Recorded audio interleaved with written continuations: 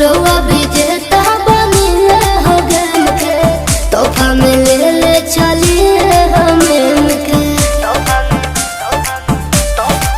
तो भोजपुरिया मराद के न छेड़ल जाला, कहे जाहिद कबो बाघ के न घेरल जाला।